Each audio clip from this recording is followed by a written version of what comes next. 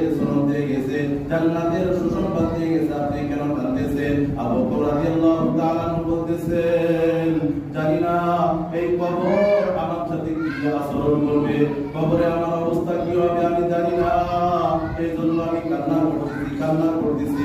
কবরের আযাব খুবই ভয়াবহ।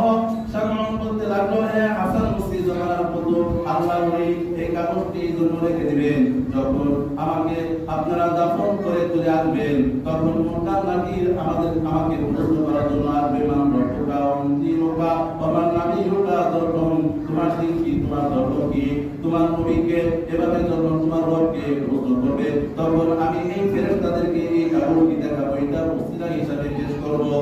কাল কিয়ামতের ময়দানে আল্লাহ রাব্বুল আলামিনের দরবারে যখন আমার দণ্ডায়মান হতে হবে, আল্লাহ রাব্বুল আলামিন আমাকে জিজ্ঞাসা করবে যে তুমি যৌবনকাল কিভাবে কাটাইছো, তোমার জীবন কিভাবে কাটছে, তখন আমি আল্লাহ রাব্বুল আলামিনের কাছে ওসিলা হিসাবে পেশ করব এই কাগজটি, যে আপনার বন্ধু হাসান বসরি রাহমাতুল্লাহি আলাইহির কথা মতো আমি মুসলমান হয়েছি, ঈমান এনেছি, তার মতো আমি আমল করেছি, ভালো কাজ করেছি, নেক আমল করেছি, তার ওসিলা সে এই কাগজ থেকে দিয়েছে, এই ওসিলায় আপনি আমাকে মাফ করিয়া দেন, আপনি আমাকে নাজাত দিয়ে দেন, এই জন্য এই কাগজটি আপনার কাছে রেখে দিলাম।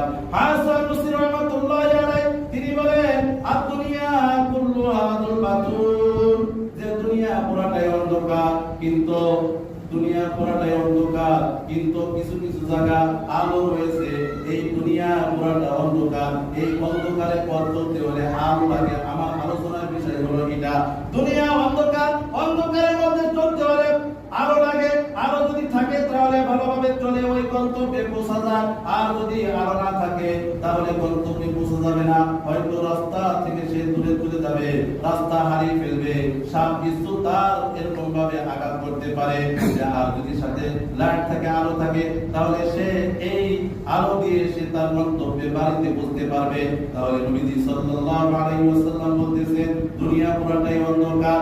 হাসান বসরি রাহমাতুল্লাহি আলাইহি বলতেছেন, দুনিয়া পুরোটাই অন্ধকার, এই অন্ধকারের মধ্যে আমরা কিভাবে চলবো?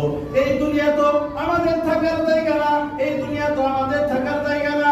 আমাদের আদি পিতা হযরত আদম আলাইহিস সালাতু ওয়াস সালাম, তার বাড়ি হলো জান্নাতে। তিনি কোথায় ছিলেন? তিনি জান্নাতে ছিলেন। সেখান থেকে আল্লাহ রাব্বুল আলামিন এই দুনিয়াতে পাঠাইছে, আবার এই দুনিয়া থেকে আবার সেই জান্নাতে চলে যাবে।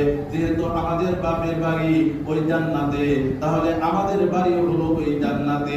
এই দুনিয়ার অন্ধকার থেকে আমরা ওই জান্নাতের পথে কিভাবে চলবো? জান্নাতের পথে আমরা কিভাবে